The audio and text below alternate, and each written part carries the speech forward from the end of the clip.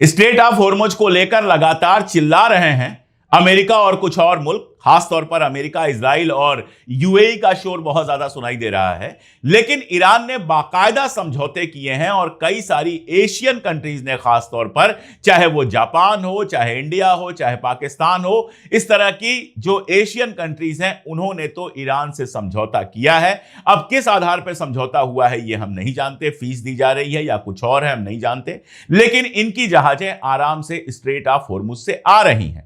France की एक जहाज पास हुई है, रशिया और चाइना की जहाजें आ ही रही हैं। ईरान कह रहा है स्ट्रेट ऑफ हॉर्मुज हमने बंद ही नहीं किया। स्ट्रेट ऑफ हॉर्मुज अगर बंद है तो वो सिर्फ अमेरिका और इजराइल और इनके साथ जो लोग हैं उनके लिए बंद है। और इसीलिए जो बार बार बात की जा रही है समझौते की, ईरान ने जो शर्तें रखी हैं उसमें बहुत क्लियर यह है कि भाई पहली बात तो यह कि हम कोई सीज फायर नहीं करेंगे, परमानेंटली जंग को खत्म करना पड़ेगा।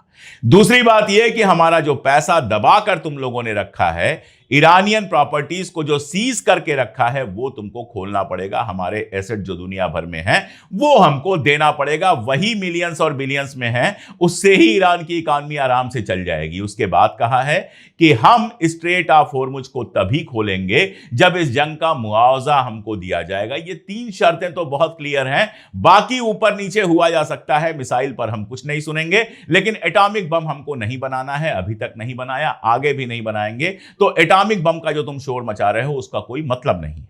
ये शर्तें ईरान ने रखी हैं। ईरान को यह लग रहा है, आईआरजीसी को यह लग रहा है कि ईरान का इस जंग में अपर हैंड है और इसीलिए वो अपनी शर्तों पर यह जंग रुकवाना चाहता है, ना कि अमेरिका की शर्तों पर झुककर जंग रुकवाने की कोई बात सुनने को वो तैयार है। इसीलिए चाहे पाकिस्तान ने प्रपोजल दिया या चाइना ने प्रपोजल दिया, कोई भी प्रपोजल दे, ईरान का बहुत क्लियर है कि हम अपनी शर्तों पर समझौता करेंगे।